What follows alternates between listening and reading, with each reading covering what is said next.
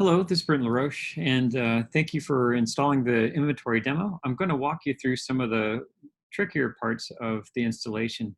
Um, you probably are here at the inventory demo README file, and you've probably already created your Atlas cluster. So what we're going to do is talking about configuring the Realm Sync project and importing the back office application. And then I'm going to start with hosting the HTML files. We'll kind of stop at this point and then break up into a new video for the other pieces. But here, what we want to do is verify that we have, in fact, created an Atlas cluster, that it is in this particular organization and a project has been created, and you have a cluster associated with it. And what we're going to do is actually go through and follow some of the steps to import the applications. One of the things that we can do in step 2 is actually configure Realm Sync, and it will say, go ahead and do the Realm CLI import. I'm going to talk about how to set that up. So here, we can actually download the source code. If you go to github.com, Brent LaRoche Realm, this is the actual parent directory. The README is tucked in here. So you just go back to the parent directory, download the source code. You can actually do a git clone if you so choose. And then we go to the download directory, and we will notice that we have a zip file. I'm going to move this to a test directory where I can actually go in and start configuring it, and then simply unzip this test file. As I do so, it will bring up a folder called export, and there's two pieces that we're going to import, and that is the back office and the sync project. So the first thing to do is to create an API key, and we're going to go back to our cluster, which is here, and we're going to go under Access Manager and then to my particular one, which is the project access for my POV. So I'm going to go in here and select that value. Go back here again, and then we select that, and it brings it up. What we have now is the Access Manager for my project. And this is where the cluster resides. This is where all the permissions and things are set. I go into API keys, and I'm going to create a new import project. I'm going to go ahead and delete this API key. I'm going to create a new API key. I'm going to call it project import. And I'm going to give it project owner access. That's important. In order to be able to import the project, you have to have project owner permissions. I'm going to take note of the public key. I'm going to click next. I'm going to put that public key in my notes so that I have it handy. And then I'm going to copy this private key and put that in my notes so I have it handy as well. And I'm going to show you what happens if you make a typo or an error or something of that nature, and then we'll actually be able to do a login. The other thing that's very important is to add a whitelist entry. I'm going to use my current IP address and then save that. Once I've done this, I've got all the pieces that I need for my API, and we're actually going to use the Realm command line tool. And to get that set up, we actually said go ahead and jump to the step 4. So I'm going to go ahead and skip to step 4 here. And it actually shows you how to do the Realm command line tool. You can do an npm install, or you can actually do yarn.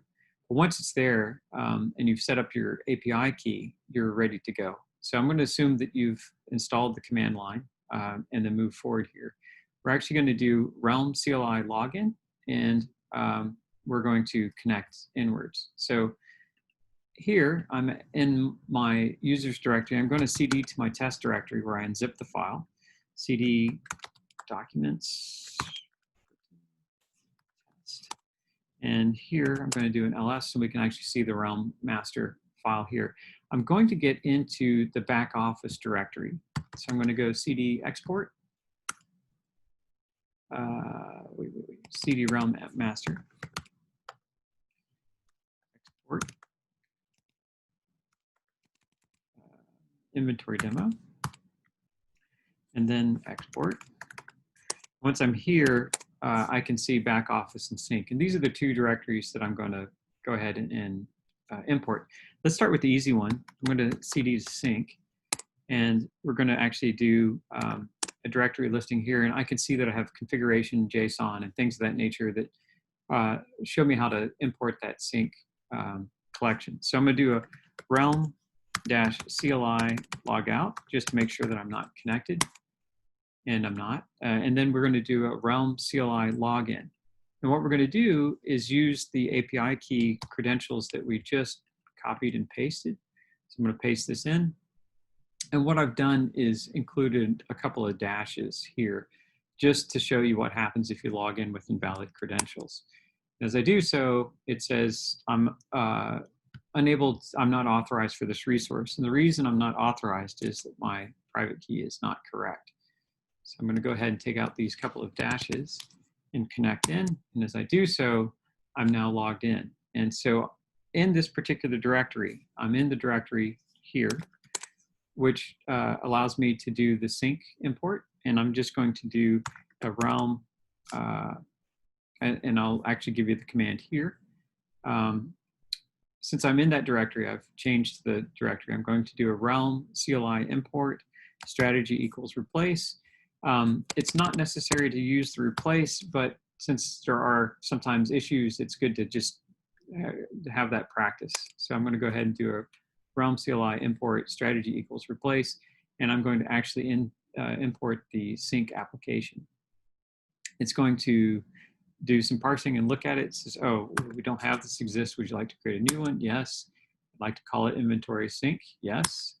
The number of projects, this is, yes, that looks good. Everything looks good. I'm going to do it written POV as my project name. So we're in US Virginia, looks great. Deployment mode global, yes. And it's going to create and deploy that app. And once that's done, we can actually go forward and look. Once it actually finishes deploying, it's actually just kind of a, consider this that little waiting icon. It's actually waiting to import that application. And so we're almost there. Let's go take a look at our project access. We'll go to realm. There we go, and inventory sync is there. I'm going to go back and just double check. Yes, it successfully imported the inventory sync project. And here, the next steps we'll actually talk about, and I'll actually show in another video, is creating the users, but it's good to know that Realm actually has done this. The next step is to go up to the back office application. And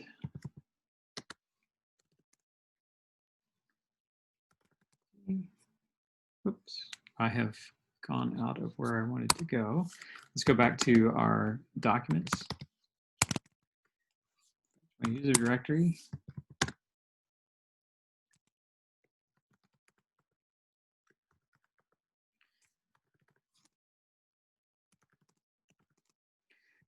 Realm master.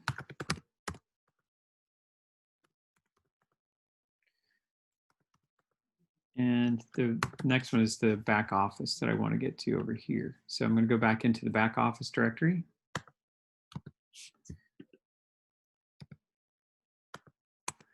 And I'm going to do another Realm CLI import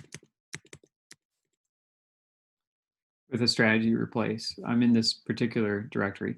And as I do so, there's going to be a couple of things that are going to happen. One is I don't have a secret for the Twilio secret, so it's going to error out on me. That's to be expected. We're going to be able to go in and set up that. And it's just part of the process. Inventory project looks good. US Virginia, yeah. The deployment mode looks good. So now it's going to actually import this application. It's going to error out because the supplier secret could not be found. So we're going to go over here, and if we take a look at our documentation, the next thing is let's go ahead and add that supplier secret with the value of to be updated. So we're going to go back in here, and I am going to paste this information. So it's going to add the supplier secret with the value to be updated. That has been created, and now I'm going to go back in and import the application again. And this time, since we've added our supplier secret, it will work. Yes, we approve these changes.